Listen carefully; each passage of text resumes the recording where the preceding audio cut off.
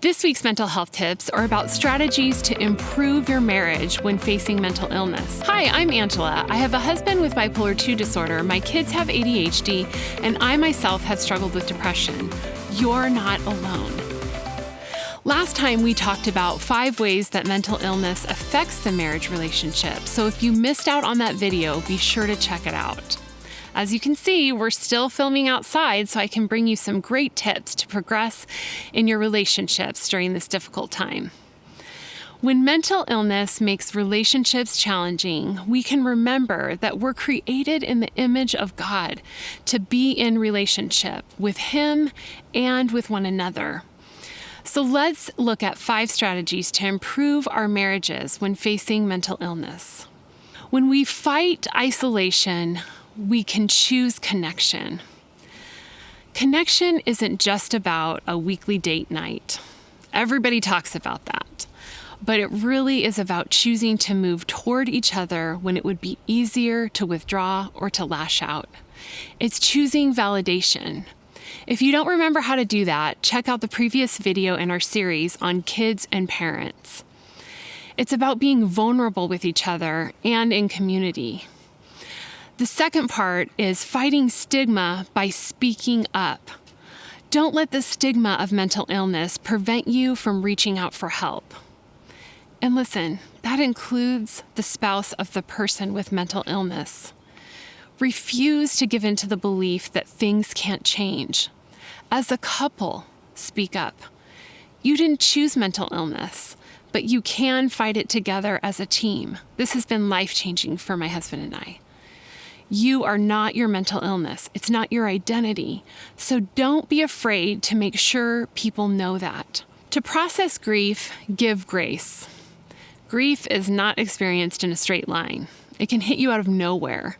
And if your spouse is grieving, they're gonna need grace. Grace says that it's okay to not be at your best. Grace allows them to feel what they feel. And it really says, it's okay that this is hard. To stop over-functioning and under-functioning, change up the dance. So this might sound like a simple strategy, but I promise you that it'll make a big difference. The current dance is looking like a train wreck. Let's just be honest. No one is truly happy with it. Come together and brainstorm in a way that the under-functioner can take on some more responsibility and the over-functioner can stop stepping in and controlling the dynamic. It will make a huge impact on your relationship. Come together and brainstorm a way that the under-functioner can take on some more responsibility and the over-functioner can stop stepping in and controlling the dynamic.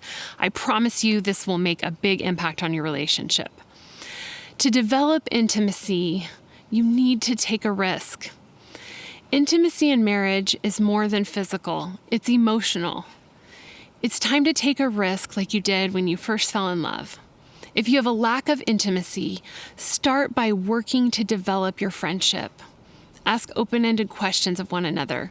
Find out your spouse's greatest fears or hopes and dreams. Start by holding hands again. The stress of mental illness can take a toll on intimacy, but it doesn't have to stay that way. Ephesians chapter 4 speaks a lot about being made new and changing the old way for a new way.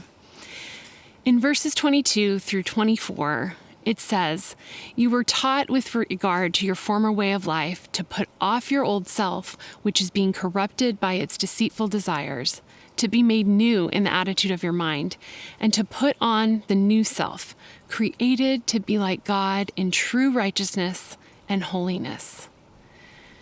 This is life-changing. How has mental illness affected your marriage?